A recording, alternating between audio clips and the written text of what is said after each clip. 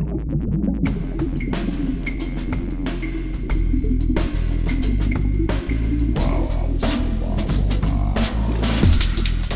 listening to ArTEEtude, a podcast with artists created and produced by Detlef Schlich, a visual artist and ritual designer, living and loving in West Cork, and best known for his essay about the cause and effect of shamanism, art and digital culture.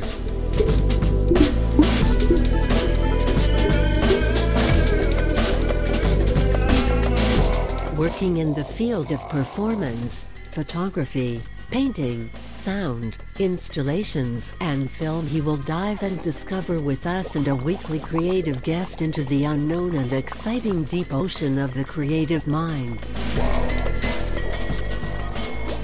I'm Detlef Schlich, and together we dive today into the unknown, unexpected, deep ocean of the creative minds with Thomas Wiegandt. Hi Thomas! Hallo Det! Hi!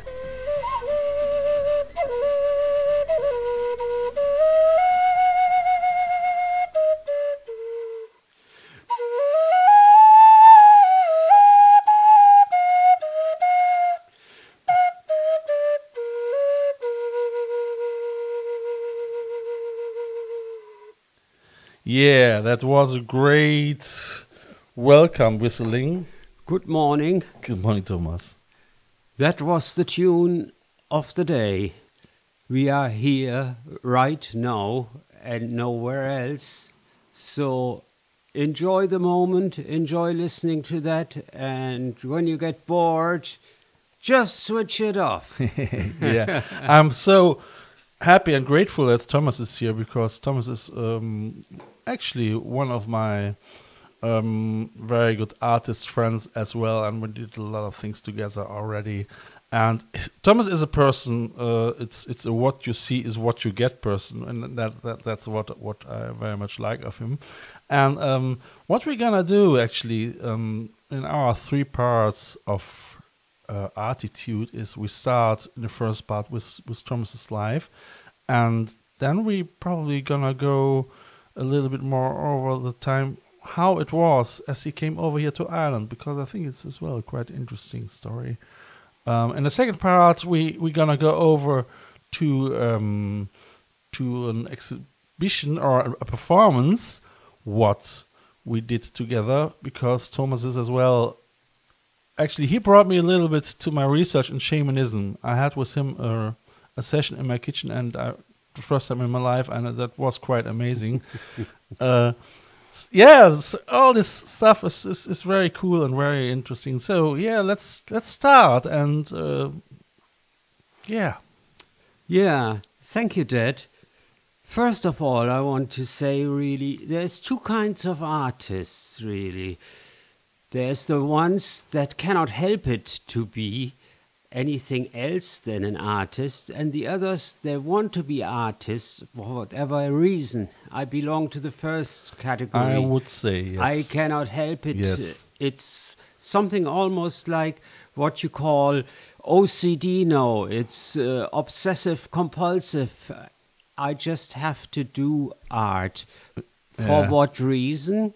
Yeah. Well, I've been thinking about that a long time, and it came only very, very, very slowly, because I never could really understand what would make me do all these things. Yeah. But, well, as many things, a lot of that really lies in the early childhood. Yeah. And only after a lot of research into myself, really, where I didn't know what I was actually looking for, eventually I found out what was going on. At least I think I did find out. And my background is that I come from a troubled family, and nowadays it's called ACE.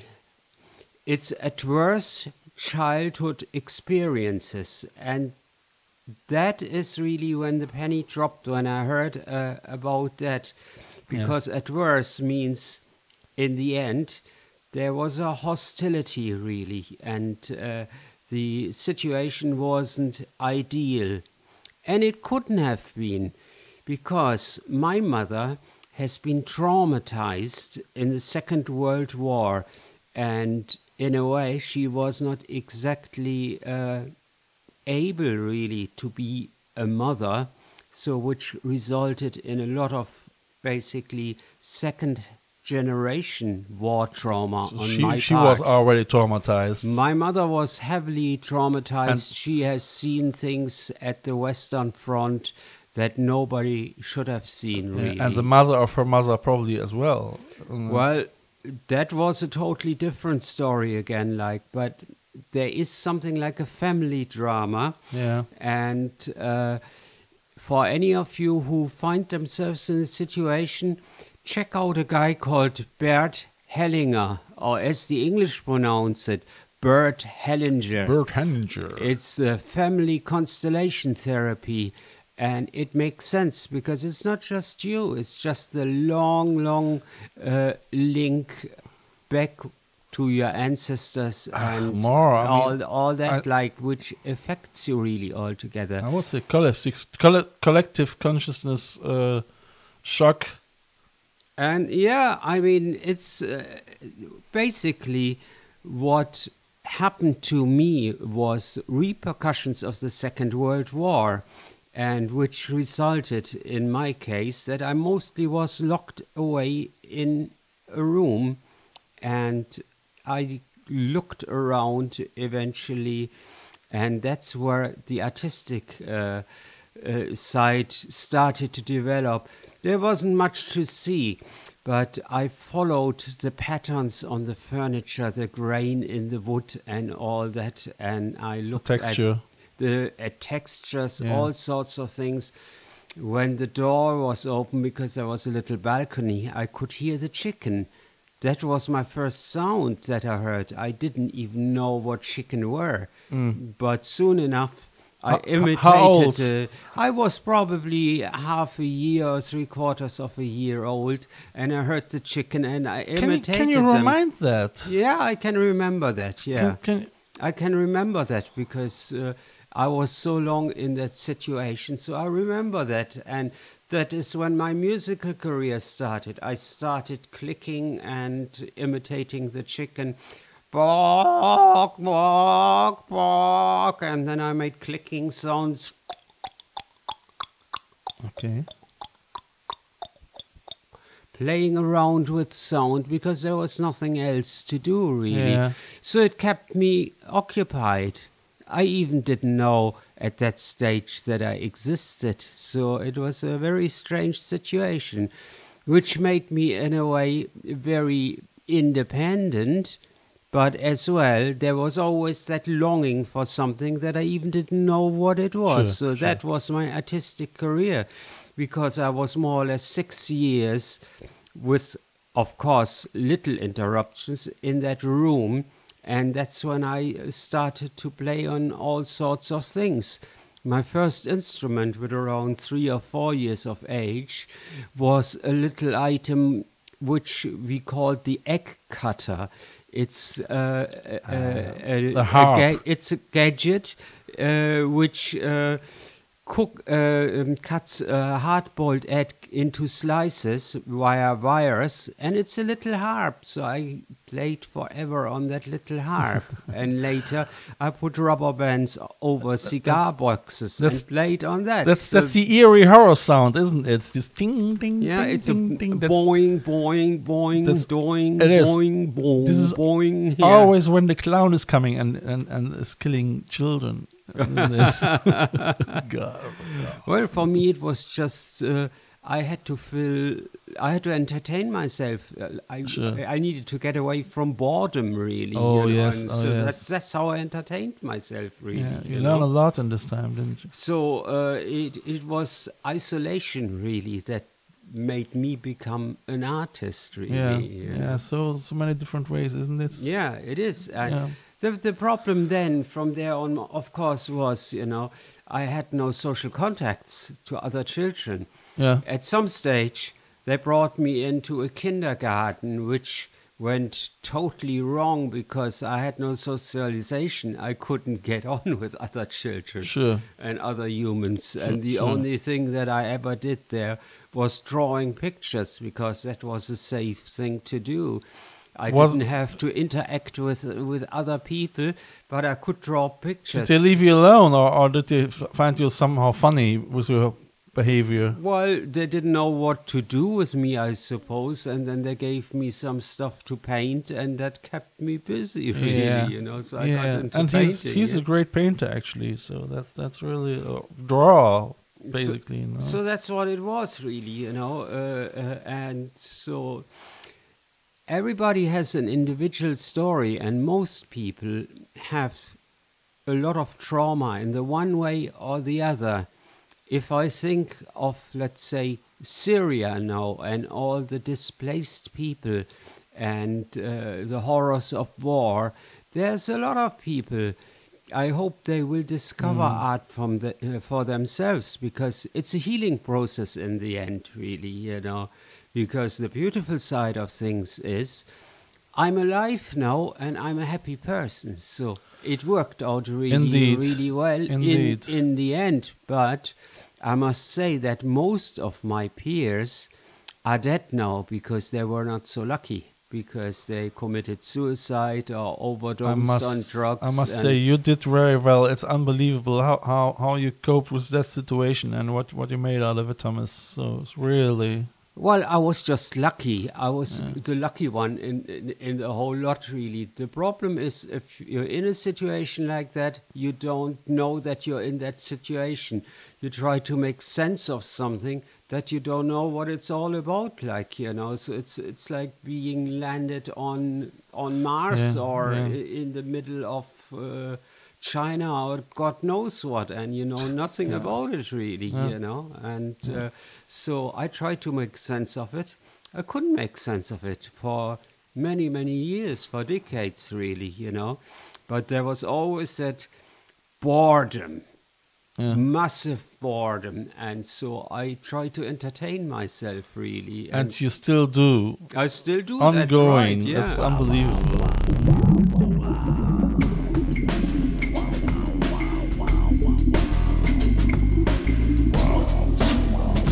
Like what you hear so far? Make sure you never miss a show by clicking the subscribe button now. This podcast is made possible by listeners like you.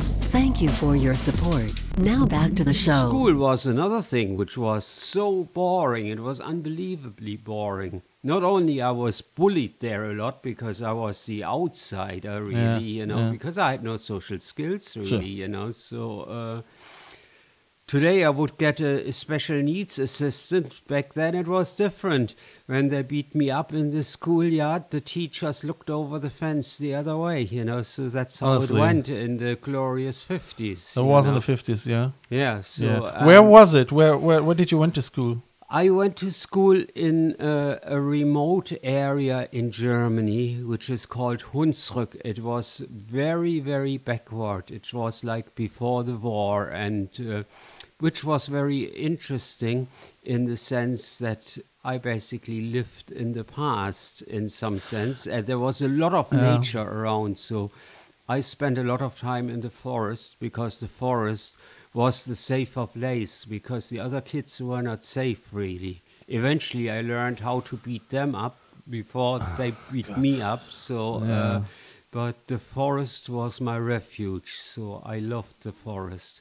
Yeah, and you still are in your forest. I mean, Thomas has this magic forest, which is a lovely place, and yeah, it's funny how that comes up, really, you know. And but the trees were my friends.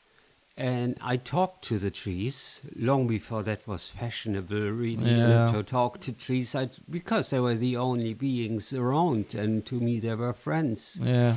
And some colleagues of my mother heard me talking to the trees, and they said then, "Oh, if you don't kind of watch out, you're going to end up in the loony bin, because it's really crazy to talk to trees. In the loony bin. I would reply, no, it's not crazy to talk to trees. They're just other beings, you know. They're the same as you. They're living beings. So talk to trees. It's good for you. And it's good for the trees too. This is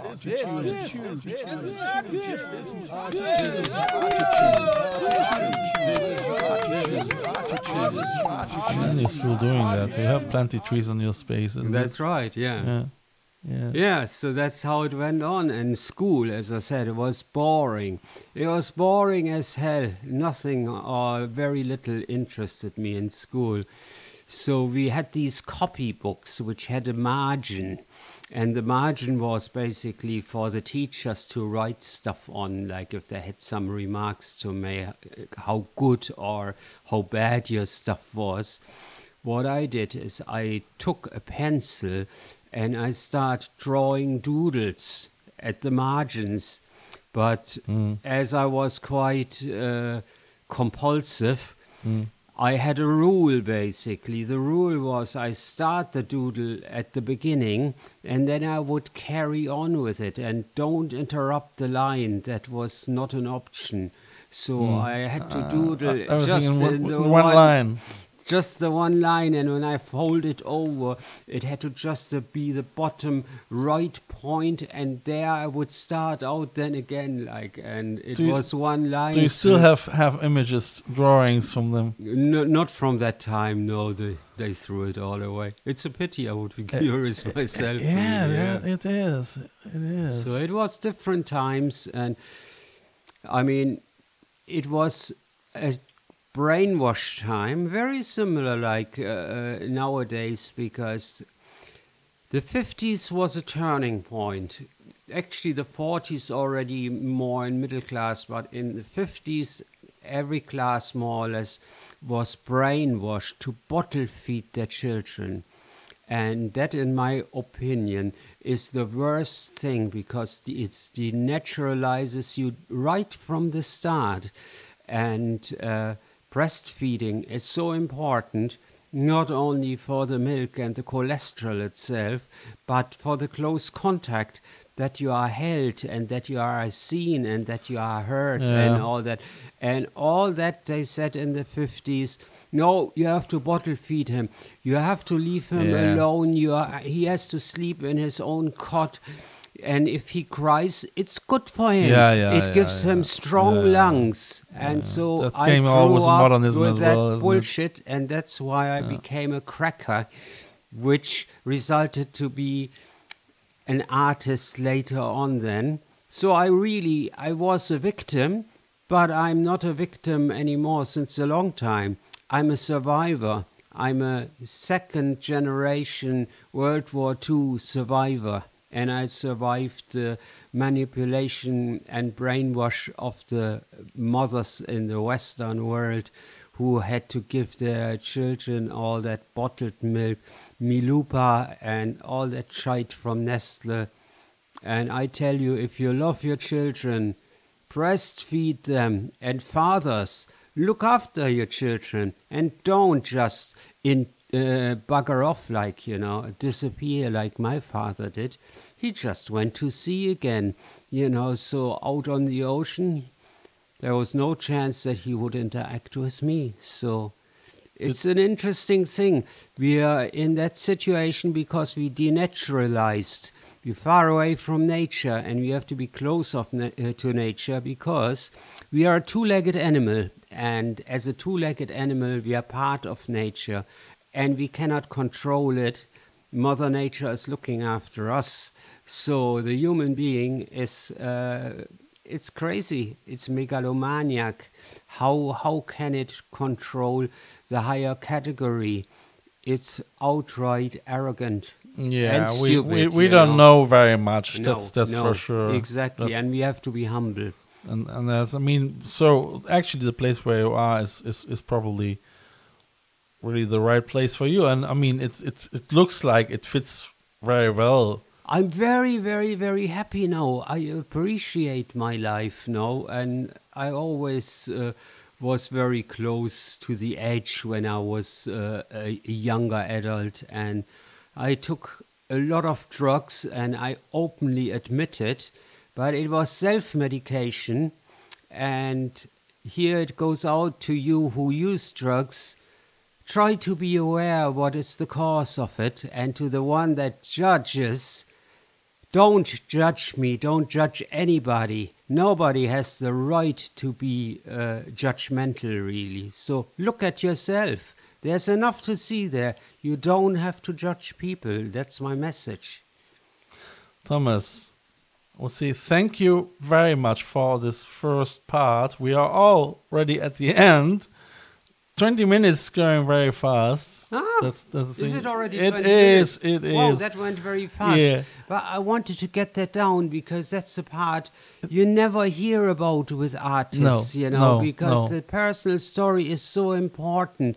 And we can speculate a lot, but it's better if the people say it. Absolutely. I would have loved to hear from Vincent van Gogh, beautiful Vincent, what his story was. Yeah, and I think everyone appreciates stories like this very much because it shows how difficult it is as well for artists, how they struggle in their life too, isn't it? Yeah, oh, absolutely. Thomas, I thank you very, very much, yeah? Oh, thank you, Dad. It's a real opportunity to get that out because meanwhile, I'm a little bit of a messenger. I think I like to warn people a bit about what is coming too, but we get to that later. Okay, thank you very much, Thomas. And all right, dear listeners, tune in for the second part, and Thomas and myself are still there then. Bye-bye. This is a listener-supported show. I feel honored if you subscribe this show. You can follow me non-financial with the following click on one of my Instagram accounts, or subscribe the visual version of this podcast on YouTube via the link below. If you like what you hear, be sure to tune in this Sunday for the third part of this ArTEEtude audio triptych. If you want to leave a donation for a coffee or a bus ticket, just follow the donation link via the ArTEEtude podcast account. Eventually, I would like to thank through this medium all my members and listeners of the I Love West Cork Artists Network from all over the world.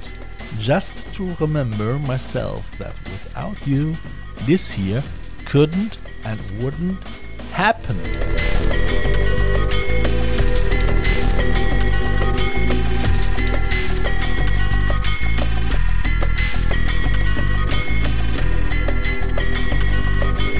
You have listened to ArTEEtude, West Cork's first art, fashion and design podcast. ArTEEtude, never so close again. That was too close.